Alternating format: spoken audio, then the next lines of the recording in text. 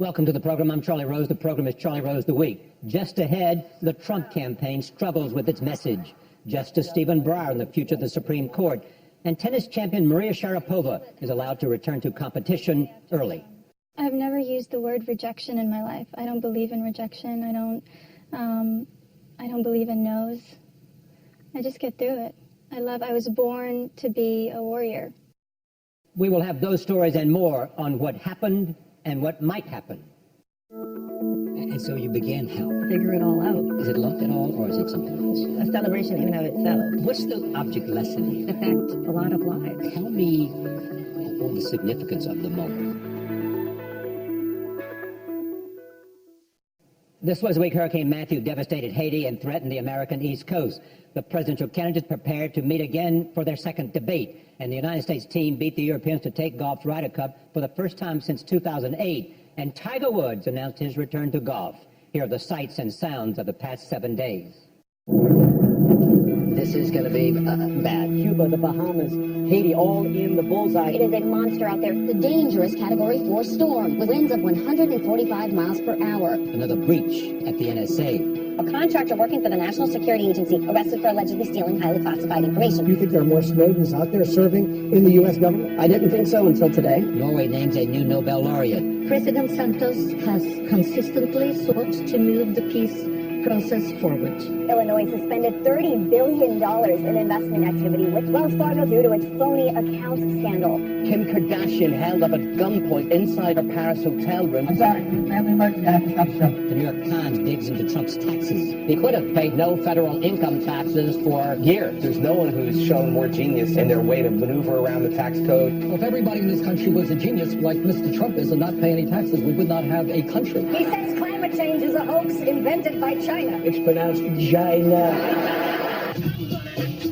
You and Hillary Clinton would know a lot about an insult-driven campaign. You are Donald Trump supremacist. I think I'm still on my time. Well, I think, isn't this a discussion? She had a private server. The running mates debate. Tonight is the debate between vice presidential candidates Tim Kaine and Mike Pence. Yeah, they're going to debate the economy, foreign policy, and which one of them is Tim Kaine and which one is Mike Pence.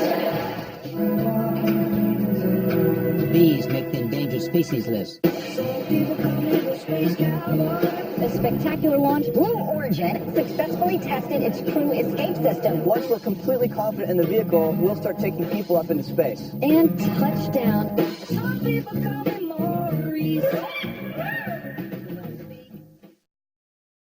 We begin tonight with politics. The vice presidential nominees held their only debate on Tuesday. Hillary Clinton and Donald Trump face off again Sunday. And we're beginning the final month of the 2016 campaign. Joining me from Washington for the Week in Politics is Bob Costa of the Washington Post. With me here in New York is Amy Chozick of the New York Times. I'm pleased to have both of them here. Bob Costa, let me begin with you. How is Trump preparing for this debate? Trump's preparing in typical Trump fashion, Charlie. There are no mock debates behind the scenes, not Trump standing at a lectern, going through question by question. It's more informal discussions with New Jersey Governor Chris Christie, former New York Mayor Giuliani. His staff, though, did convince Trump on Thursday to have a live run-through, a dry run in New Hampshire, where we took questions for only about 30 minutes, and as we know, the debate's about 90 minutes. Amy, what can you tell me about preparation for Hillary's preparation? Well, her aides would say she's been preparing for this town hall style format her entire campaign. You know, it's been about small events, talking to individual voters one-on-one, and some of her most kind of relatable moments have come from these spontaneous interactions with voters. Of course, those voters who come to her events are generally supporters asking her friendly questions, so this will be a very different format. And unlike Donald Trump, she has been doing a lot of formal debate prep with her advisors. Hillary Clinton, rather than kind of going over talking points and attack lines, is practicing body language. How does she come across? Does she seem, can she show that softer side of herself? Bob, with respect to how Trump will handle this, is this format good for him in comparison to the first debate, or a negative for him? There's a divide within Trump's circle about how this will actually unfold, whether it will be better for Trump or not, because there's a camp within Trump's inner circle that thinks he's better extemporaneous. He's okay with people. He's been pretty good in town halls in the past, in their view, in terms of making a human connection, of using his celebrity and his ease with people to come through and make a connection. But because of the unscripted nature of this, he can't memorize talking points. It's going to be very unpredictable in terms of the questions people ask. There's some risk and there's some vulnerability there that they acknowledge privately. Do they expect to be the subject of goading by her so that he will do and respond the way he did in the first debate? Will she get under his skin? They, of course, expect that. They look at the first debate. They look at how Senator Kaine went after the vice presidential candidate for Trump, Governor Pence, in the VP debate, and they expect these kind of attacks. What their hope, Charlie, is not so much for Trump to have a response and to answer each point by point that's brought up by Secretary Clinton. What they really would like him to do is shift in some way back to his economic populism, back to his message on jobs, because they think that's what he kind of failed to do after the first 30 minutes in that first debate, where he centered on trade, and then he kind of drifted off as Secretary Clinton made her critique. I assume he'll argue about health care as well. There's an encouragement behind the scenes for Trump to go after the Affordable Care Act, and that's specifically coming from Republican National Committee Chairman Reince Priebus, who has taken an unusual role in these debate prep sessions, both this past Sunday in Bedminster, New Jersey, then this Thursday at Trump Tower. Priebus is trying to tell Trump, my sources tell me, to make sure you make a case for the Republican Party, not just for Trump. Go over some of our points that Speaker Ryan and others are trying to make.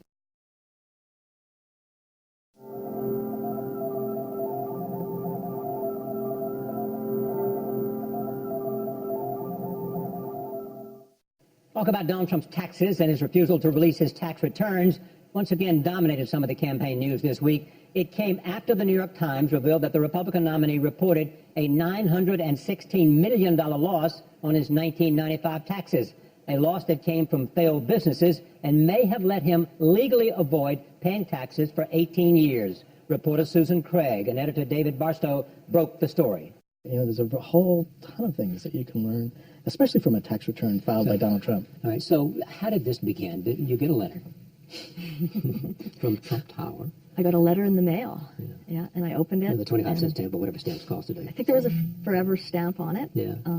And I opened it up, and it was folded over once, and I looked at it, and it was a 1995 tax return for Donald J. Trump and Marla Maples, who signed her name, Marla Trump. And it was 3 pages of their tax return. Just 3 pages. Were there summary pages? There were summary pages of New York State, Connecticut, and New Jersey, which of course show a lot of details about what he paid federally.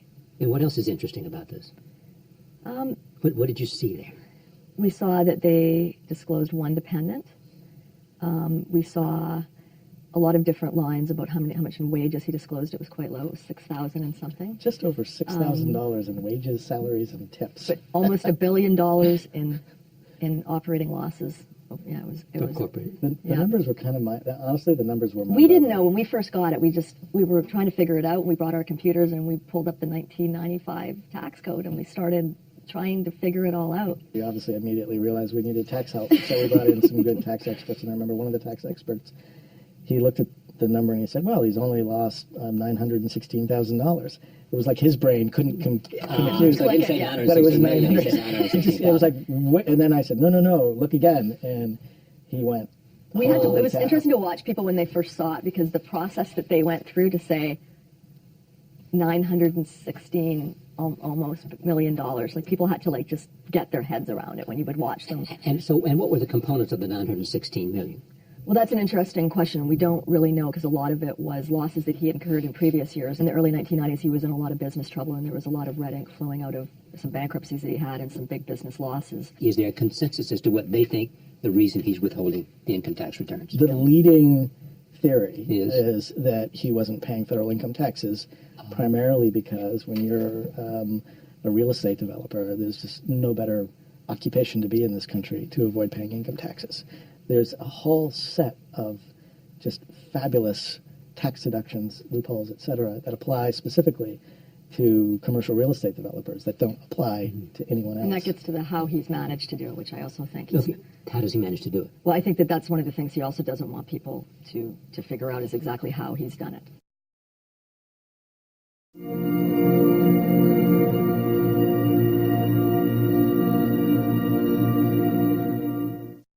The Supreme Court opened its fall session this week in uncharted territory. 8 months after the death of Antonin Scalia, the court remains still one justice shy of a full bench. Justice Stephen Breyer was appointed to the court in 1994 by President Bill Clinton. I spoke with him about the future of the court Wednesday at New York's 92nd Street Y. It's not so terrible in this country. People have different points of view on the Supreme Court. It's a big country. Do the justices of the Supreme Court agree much more and rule 9-0 or more often than we imagine? In other words, is there more agreement that let's say you agree 70% of the time No, 50%. It's 50. It's 50% were unanimous. The 5-4. 50% of the time, the 9 justices agree. Yes. And probably it's 5-4, about 20%. And it's not always the same 5 and the same 4. So I'll say that, at a university audience, law school audience. And then they'll say, because that's our biggest problem, people think we're junior league politicians. That's what they really think.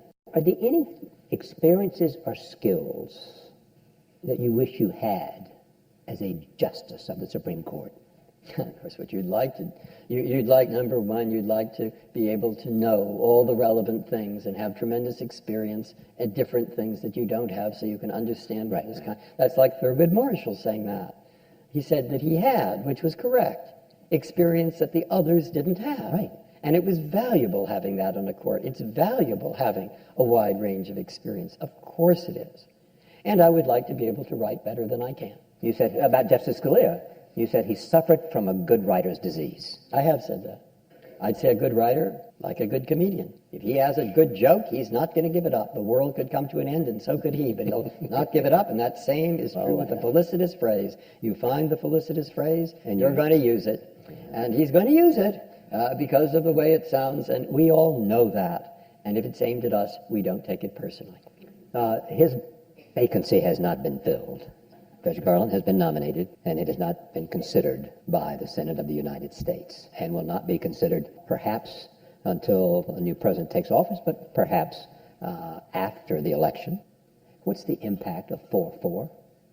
Oh, 4-4 last year. We hear about 75. Not 5-4, but 4-4. I know. I say we hear about 75 cases, 70 to 80, somewhere in that range, 72, 70. All right, we decided 4-4. See, if it's 4-4, then that just as if the case was never heard. Exactly, that's my point. That's the point. Have you changed your mind on any particular, after 22 years where if you had another go? I can think of a couple, yeah. But normally we don't look back. We decide. That's the job. Decide the case. Do your best in that case. Absolutely. But eventually you have to decide and then move on.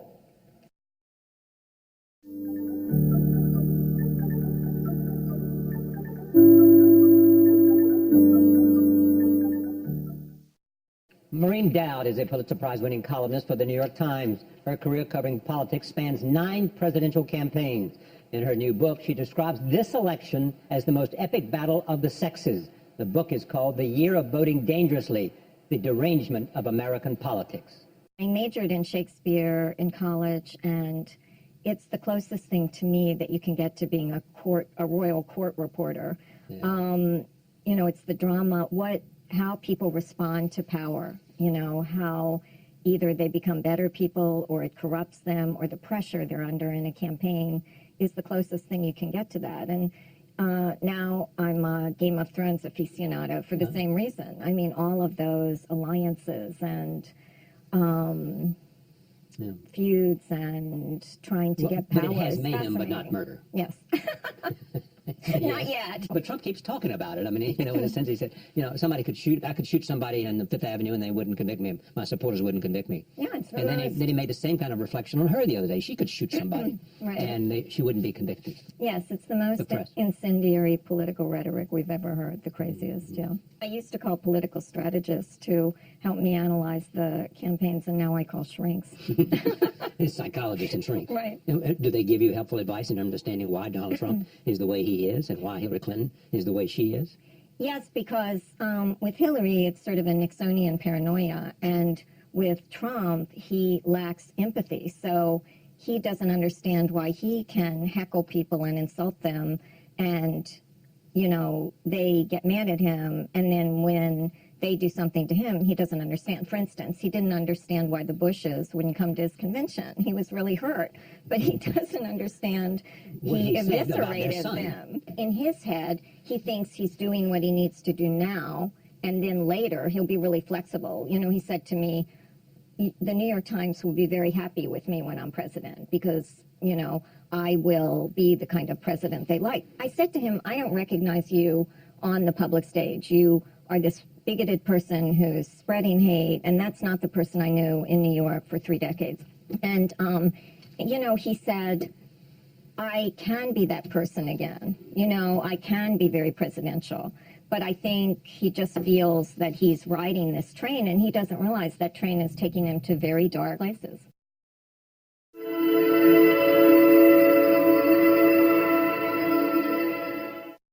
Maria Sharapova is a five-time Grand Slam tennis champion. She is one of the world's highest-profile athletes. Her future was thrown into doubt last January at the Australian Open when she tested positive for a banned substance. I spoke with her on Tuesday, an exclusive interview, shortly after a court of arbitration announced it was reducing her suspension from 24 months to 15 and concluded she was unaware that a substance she had been taking for medical reasons for 10 years had been recently banned. Tell me your reaction to this decision that came from Switzerland. Friday morning was a beautiful day for me and my family and my friends, and just the thought of coming back. I was in my bedroom, and I received the note from Cass, and I just screamed down to the first floor to my mother that I'm coming back. And it was, yeah, the last 7 months or so, I've been really strong. I knew that I had to.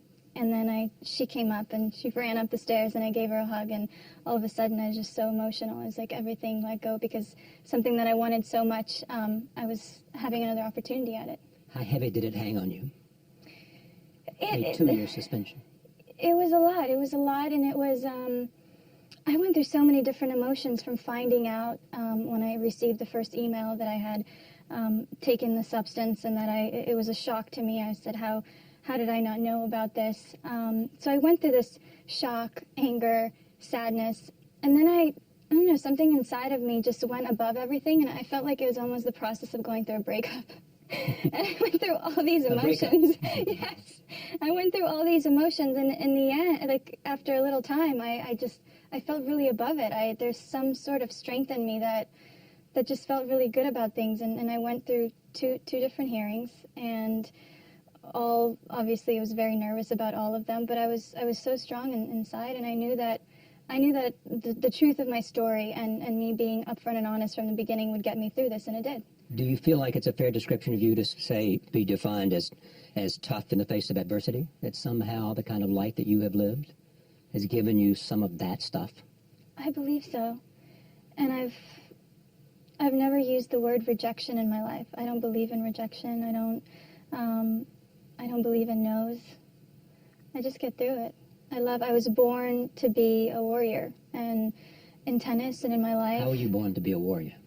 Because there's something when I've had challenges in my life, I've persevered, and that's not just in me. I feel that in whether you're a tennis player or whether you're in another career, when you have challenging moments in your life. My first one in my life came when I had shoulder surgery. I was out for a year, and there's something during that period that builds. You don't know what's happening, but it's something inside of you that builds. It almost becomes an immunity to pain almost. And during that time, I was training, I was doing everything I could with no knowledge that I would ever go back on the tennis court after shoulder surgery, with no one that I could look to that ever came back and won a Grand Slam after shoulder surgery. But I went through it, and I just, day after day after day, I grinded it out, I kept going. And when I went back on the court and I was playing tournaments and I was making errors and, losing matches maybe I shouldn't have lost, and people were saying she's never going to come back, nothing fazed me. Because something that I built inside of myself, the strength that I built over that time, got me through that.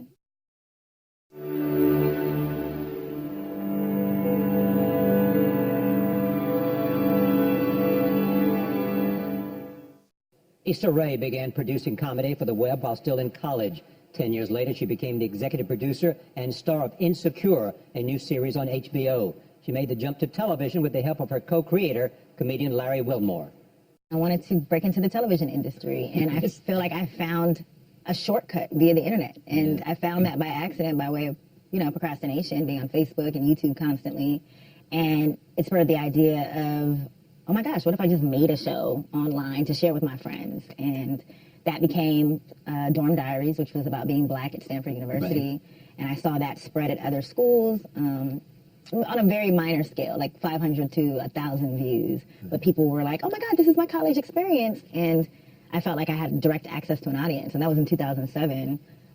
So that was my first web series. And then I created Another one in 2009, and Awkward Black Girl happened in 2011. And when did you meet Larry?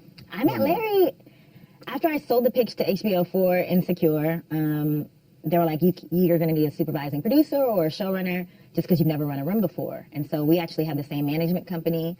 And they were like, you should meet with him. If you like him, great. If you don't, we'll find someone else. And we just immediately clicked upon the first meeting. He's just so great and gracious and funny. Yeah. And you just talked? We just talked. We just had a conversation. We got to know each other.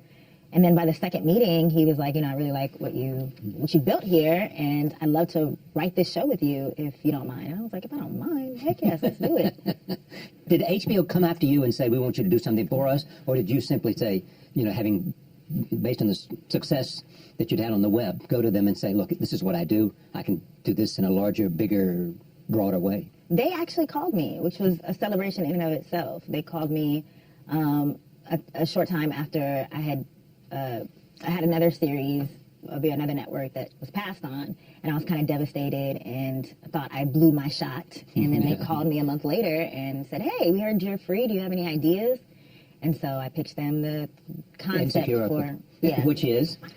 It's basically the chronicles of a modern-day black woman and her friend. And two of them. Two of them. I always listen to you. Nigga, you only listen to me because I make you feel better about you. So two friends navigating their jobs, their relationships, each other, and just dealing with what it means to be a black woman today.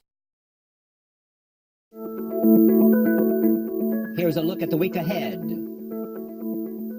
Sunday's the day of the second presidential debate at Washington University in St. Louis. Monday is Columbus Day. Tuesday's the day musician Daryl Hall celebrates his 70th birthday. Wednesday's the start of professional hockey's 2017 season. Thursday is the 100th Pulitzer Prize Award ceremony in New York. Friday is the first game of Major League Baseball's championship series. Saturday is the opening of the BRICS Annual Economic Summit in India. And here is what's new for your weekend. The 17th Annual New Yorker Festival runs all weekend in New York City. A loud communication can happen in some cases, but you have to listen. Nate Parker's slave drama, The Birth of a Nation, is released in theaters.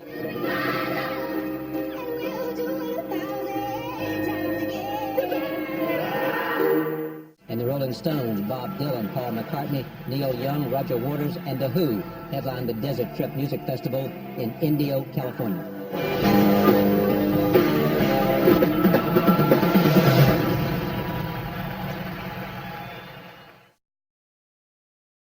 That's Charlie Rose the Week for this week. On behalf of all of us here, thank you for watching. I'm Charlie Rose.